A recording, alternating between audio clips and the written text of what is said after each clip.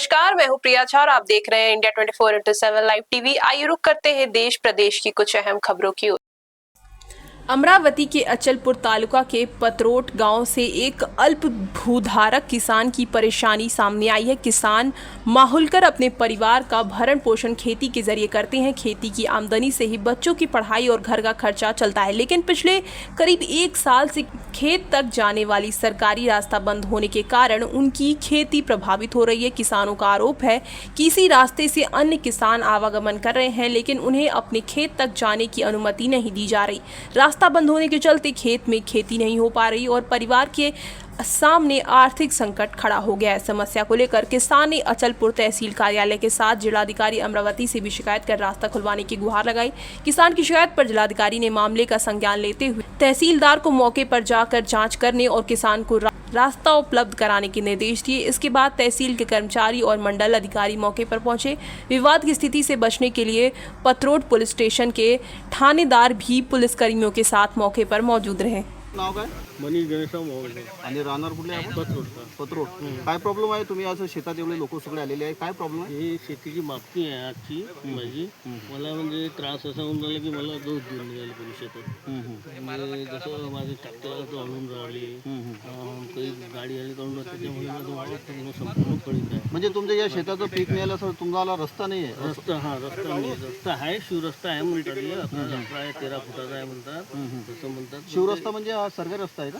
हा सरकारी रस्ते शिवरस्ता. माझे मागचे शेतीवाले जाऊ देऊन राहिले, सगळे जाऊ देऊन राहिले. तुम्हालाच नाही जाऊ देऊन मला राहिले? जाऊ देऊन राहिले पूर्ण. म्हणजे माझं पूर्ण नुकसान, आर्थिक नुकसान झालं. मग शेती तुमची पडीत आहे का? पडीत शेती आहे माझी. हे काय दिसतं तुम्हाला पूर्ण पराठी यांनी ट्रॅक्टर. आणि या शेतीला तुम्हाला जे शेती तुम्ही पेरली होती याला खर्च किती आला होता? मग पडीत आहे शेती, हे पडीत आहे तो खर्च जर तुम्हाला नुकसान किती रुपयात झालेलं आहे? 2 लाख रुपये, 2-2.5 लाख रुपये. माझं उत्पन्न कसं 1 वर्षाचं होतं. माझा मुलगा शिक्षणाचं राहिला, त्याचं शिक्षण राहिलं, सर्व राहिलं.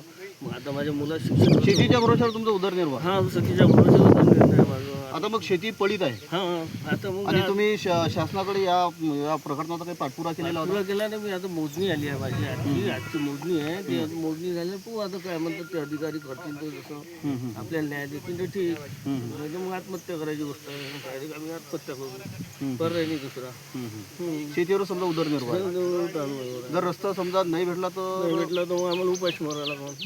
हा, हे झोट नाही दिलं नाही तर मग उपाशी मारायला लागेल ना आम्हाला. साहेब आपलं नाव? मी राजेश व्यवहारे, मंडळ अधिकारी अचलपूर, तहसील कार्यालय अचलपूर. माझं मंडळ परसापूर. आज जे आपण हे शेताचे रस्ते पाहणीसाठी आलो आहे, ही जी तक्रार होती काय कोण्या शेतकऱ्याची? हा, शेतकऱ्याची तक्रारी होती.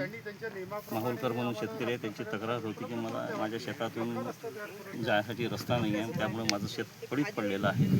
त्यावर माननीय न्यायालयाने, तहसील कार्यालयाने निकाल दिला आणि मोजणी अधिकाऱ्यांना सुद्धा सांगितलं की तुम्ही मोजणी करून घ्या, नक्की कोणाचा प्रॉब्लेम आहे, किती आहे आणि किती फुटाचा रस्ता आहे.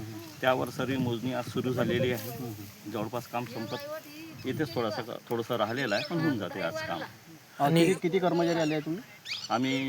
मी तहसील कार्यालयातर्फे मी मंडळ अधिकारी म्हणून आहे. माझे ग्राम महसूल अधिकारी आहे आणि महसूल सेवक आम्ही आहोत. तुम्ही आले आणि मोजणी झालेली आहे का? मग आता मोजणी सध्या सुरू आहे.